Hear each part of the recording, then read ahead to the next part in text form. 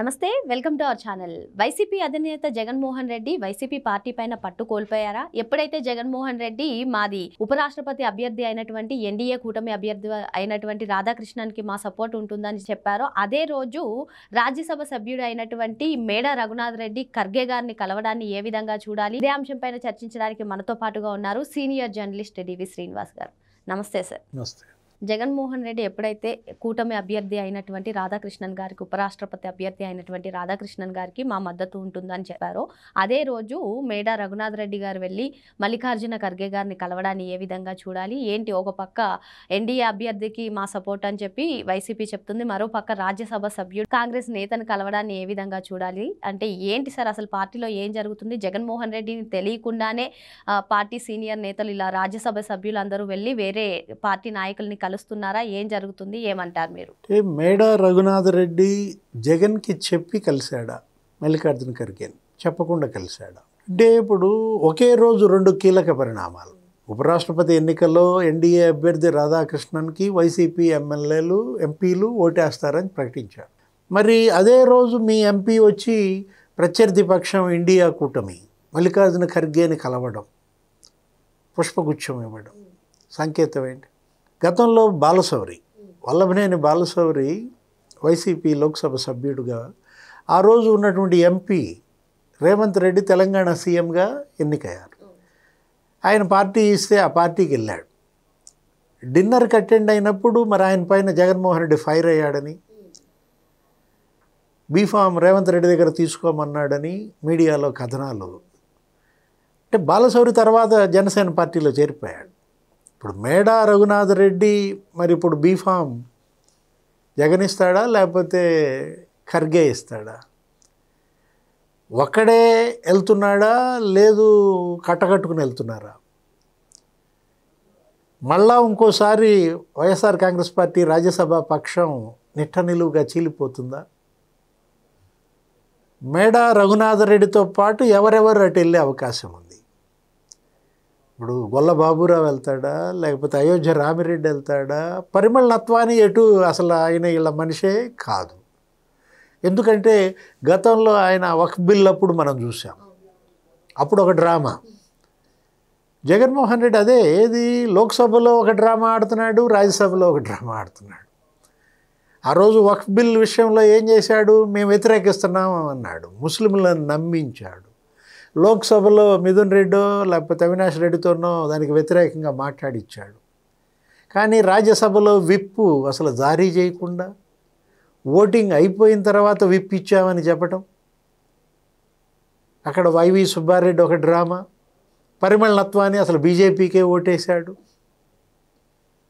ఇప్పుడు ఎంతమంది ఇవాళ వైసీపీ రాజ్యసభ సభ్యులు గోడ దూకేస్తున్నారు. ఇప్పుడు ఆల్రెడీ లోక్సభ సభ్యుడు ఒక ఆయన జైల్లో ఉన్నాడు. ఎవరు? మిథున్ రెడ్డి. మరి ఓటేయటానికి బెయిల్పై వస్తాడా? లేకపోతే అసలు ఇంకొక లోక్సభ సభ్యుడు ఆయన కూడా మరి సెప్టెంబర్ 9 డెడ్ లైన్ అంటున్నారు. సుప్రీంకోర్టు తీర్పు వివేక హత్య కేసులో 9వ తారీఖు చెప్తామనో ఏదో అంది. అంటే కస్టోడియల్ విచారణ అవసరమా? సిబిఐ కేసుని మళ్ళా పునర్విచారణ చేస్తుందా? అఫిడవిట్ వేయమంది. 9వ తారీఖు సిబిఐ వేసిన అఫిడవిట్ని బట్టి అవినాష్ రెడ్డి భవిష్యత్. ఇంకెన్ని ఓట్లు ఉన్నాయి ఈయనకి? అక్కడ 4 ఇక్కడ 7. మరి ఇంతమంది జంపింగ్ జిలానీలు ఇలా ఉంటే ఇంకా ఏంటి ఆయన పరిస్థితి? ఇప్పుడు పట్టుకోల్పోయాడా పార్టీపై జగన్మోహన్ రెడ్డి? అంటే పులివెందుల జడ్పీటీసీ ఫలితమా? అంటే ఇప్పుడు జడ్పీటీసీ ఎన్నికల్లో డిపాజిట్లు పోయేసరికి వాళ్ళ జగన్ మాట ఎవరు సరుకు చేయటం లేదా? సార్ ఇక్కడ ఇదే అంశం చర్చనీయాంశంగా మారింది సార్. అసలు జగన్మోహన్ రెడ్డే సక్రమంగా లేరు, పార్టీ అధినేతే సక్రమంగా లేరు, పార్టీ వ్యవహారాలను చూడట్లేదు. ఏమన్నా అంటే బెంగళూరు ప్యాలెస్ వెళ్ళిపోతున్నారు. ఏదన్నా సంఘటనలు ఉంటే లేదంటే వివాదాస్పదమైన సంఘటనలు ఉన్నప్పుడే ఆయన మళ్ళీ తాడేపల్లి వస్తున్నాడు. అందుకే ఈ విధంగా ఉంది. పార్టీలో ఎవరు కూడా జగన్మోహన్ రెడ్డి మాటలు వినట్లేదు అని కూడా కొన్ని కథనాలు వస్తున్నాయి సార్. దీనిపైన మీరేమంటారు? మొన్న జెండా ఎగరేయటానికి బయటికి రాలేదు, ఇంట్లో ఉన్నాడంట. ఇప్పుడు జెండా ఎగరేయటానికి బయటికి రాకుండా సజ్జల రామకృష్ణారెడ్డితో జెండా ఎగరేయించటం, ఆ రోజు చాలా విమర్శలు వచ్చాయి. అంటే ఇప్పుడు ఒకటి జగన్మోహన్ రెడ్డి మనం తీసుకున్నట్లయితే పులివెందుల ఫలితాలు వచ్చిన తర్వాత అసలు ప్రెస్ మీట్ పెట్టలేదు.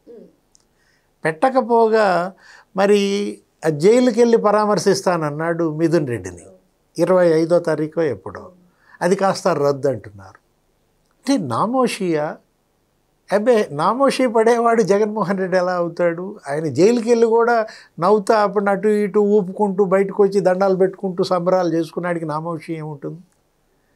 జైలుకి వెళ్ళటం కొత్త కాదు, జైలు యాత్ర చేయటం తప్పు కాదు.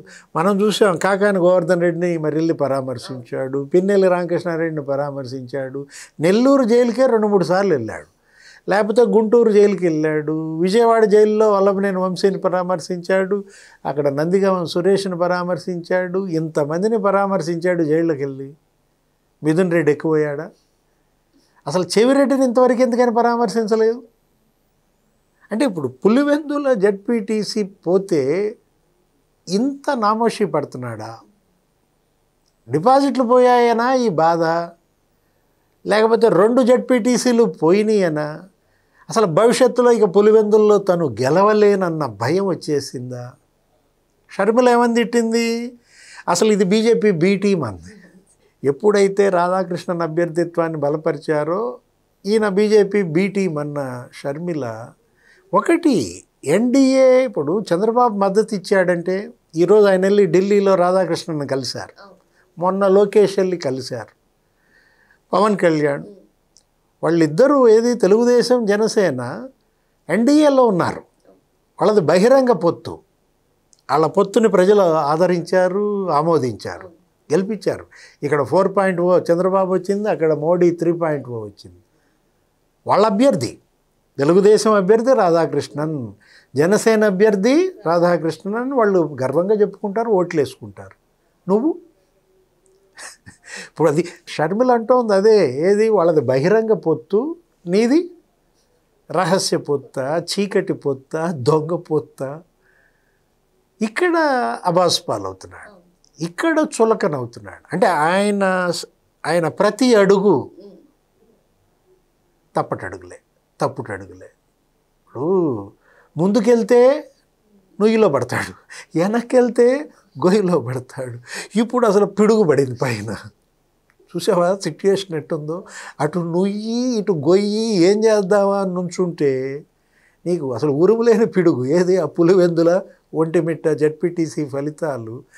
ఏదైనా జగన్మోహన్ రెడ్డి మాత్రం ఆయన అసలు భవిష్యత్తు ఇక అగమ్య గోచరం. జగన్మోహన్ రెడ్డి పరిస్థితి, అదేవిధంగా వైసీపీ పరిస్థితి అటు నుయ్యి ఇటు గొయ్యి మాదిరిగా ఉందని చెప్పి సార్ చెప్తున్నారు. మరో అంశంతో మళ్ళీ కలుద్దాం. Thank you sir.